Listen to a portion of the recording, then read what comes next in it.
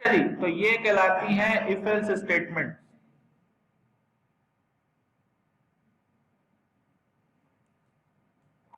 के बाद जनाब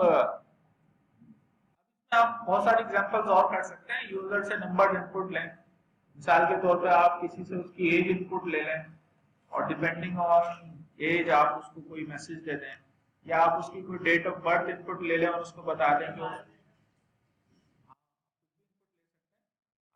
उसका डेट ऑफ बर्थ इनपुट लेके बता दें कि उसका क्या, वो डेट ऑफ बर्थ से क्या बनता है, तो स्टार बता दें उसका। इस तरह के आप मुख्तलिफ किस्म के प्रोग्राम्स बना सकते हैं। आप उससे दो नंबर इनपुट लेके एक ऑपरेटर इनपुट ले लें और फिर वो अप्लाई करके उसको रिजल्ट बता दें। कैलकुलेटर टाइप की एप्लीकेशन हो सकती है। ठीक है, तो ये इफ एल्स इफ की या एल्स की जो कीवर्ड्स हैं, इनकी मदद, ये सिलेक्शन स्टेटमेंट्स कहलाती हैं। इनकी मदद से आप प्रोग्राम का जो फ्लो है ना उसको कंट्रोल करते हैं। सही है। इसी के मुकाबले में इफ एल्स के साथ ही सिलेक्शन स्टेटमेंट में ही एक और कीवर्ड यूज होता है जो कहलाता है स्विच। स्विच के अंदर क्या होता है कि उसमें केसेस यूज होता है, यानी यही प्रोग्राम अगर मैं बाय यूजिंग स्विच बनाऊं या डिफरेंट प्रोग्राम बनाऊं, जैसे कि मिसाल के तौर पे हम यहां पर एक क्वेश्चन लिखते हैं कंसोल डॉट राइट लाइन। सही है। तो अब मैं आपसे एक सवाल करता हूं कि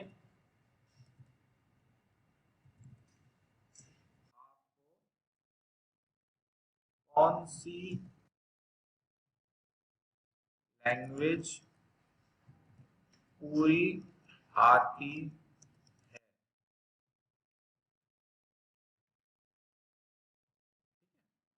अब आपका कोई ना कोई जवाब होगा, वो जो जवाब होगा वो हम जवाब नामी वेरिएबल में स्टोर कर लेते हैं कंसोल डॉट रीड लाइन। जवाब आपका जवाब नामी वेरिएबल में आ गया। अब आप इस जवाब को स्विच करवा सकते हैं। ठीक है, कैसे स्विच करवाएंगे? जवाब को स्विच करवा दिया स्विच के कीवर्ड में लिख के, फिर इसमें आप केसेस लिखेंगे। भाई मिसाल के तौर पे कोई कहेगा कि मुझे उर्दू आती है। उर्दू किसे आती है यहाँ पर?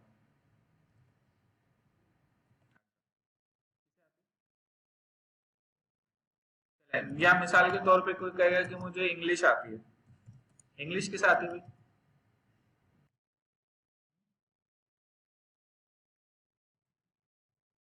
या मिसाल के तौर पे क्या भाई, और कौन सी लैंग्वेज आती है तुम्हें बता दो। अरबी आती है, फारसी आती, पश्तो पूरी आती है। रूल पूछ लो उसके आपके पश्तो के, ग्रामर, तो ग्रामर आती है। कितने हरूफ ताजी होते हैं जरा बताओ। पश्तो की अलिफ बे सुना होगा।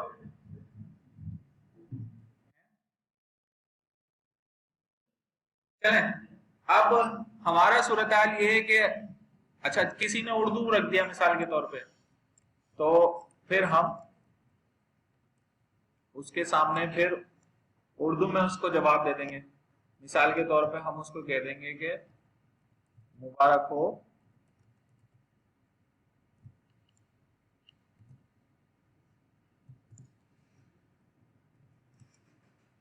आप बहुत खुशकिस्मत हैं। खुश कैसे लिखते हैं भाई?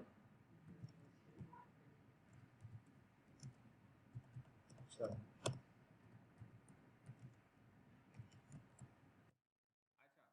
अगर मिसाल के तौर पे उसने लिख दिया इंग्लिश, तो हम क्या लिखेंगे?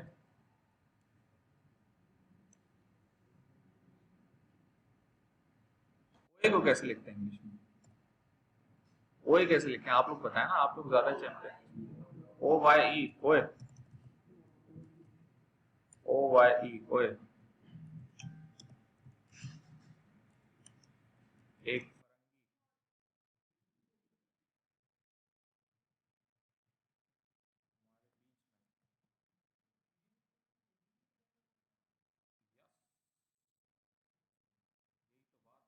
टाइपिंग आप किसी भी लैंग्वेज में कर सकते हैं। ये जो विंडोज 10 है ये दुनिया की तमाम लैंग्वेजेस को सपोर्ट करता है, आप कोई भी लैंग्वेज में टाइप कर सकते हैं।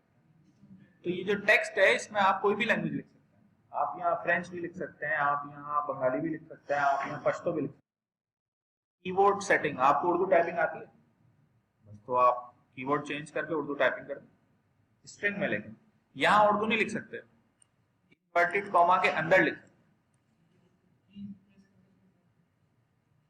उर्दू कीबोर्ड का पता है आपको, तो बस फोनेटिक कीबोर्ड चेंज करके आप लिखते हैं। अच्छा, आप मिसाल के तौर पे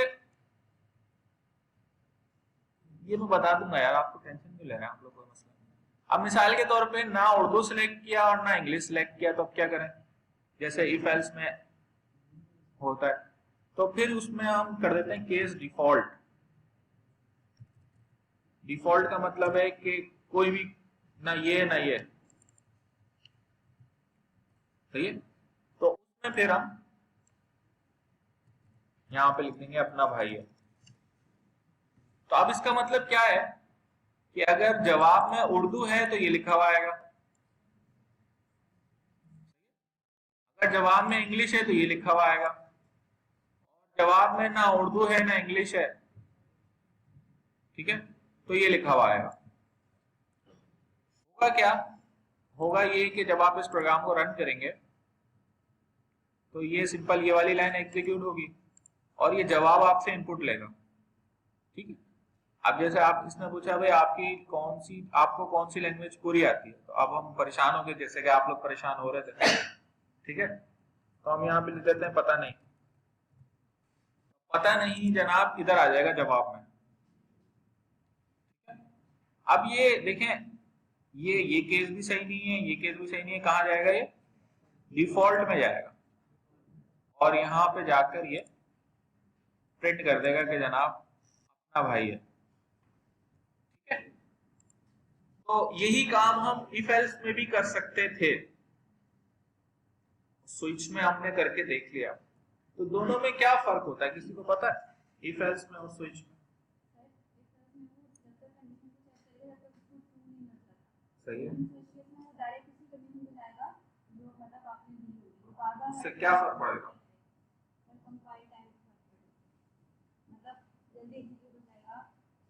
एग्जीक्यूशन टाइम में फर्क पड़ेगा। क्या मतलब है इस बात का, किसी की समझ में आया? इसका मतलब आसान अल्फाज में ये है कि स्विच फास्ट होता है इफ एल्स। बात समझ में आ रही है क्या बात हो रही है यहाँ पर?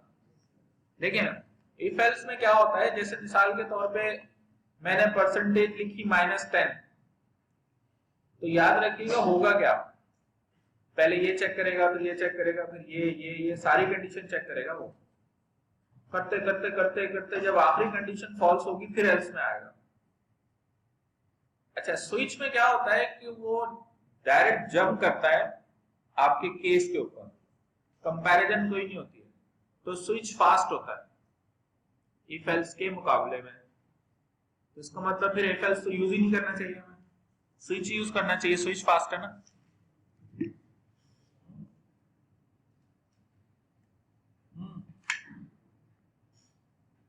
है ना, सही कह रहा हूं ना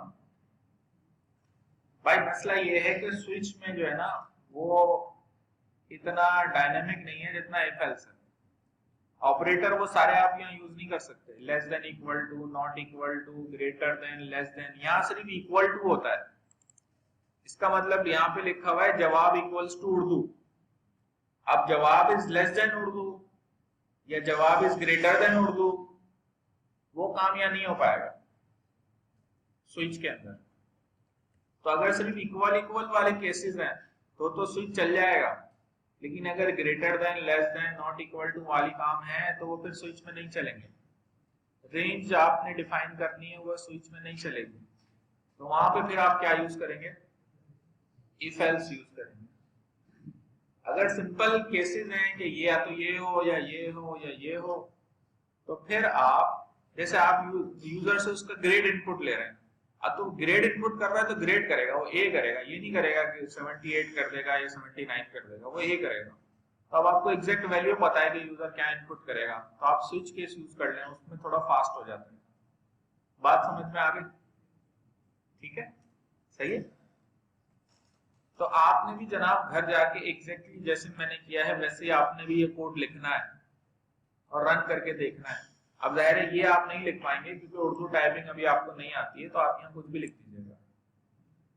सही है, उर्दू टाइपिंग आती है तो बेसिकली, तो मैंने आपको ऐसे ही तफरी में यहाँ पे लिख के दे दी। सही है ना? ठीक है, तो ये हमारे पास हो गई सिलेक्शन स्टेटमेंट। ठीक हो गया? सही है, यहां तक कोई क्वेश्चन तो नहीं है जी?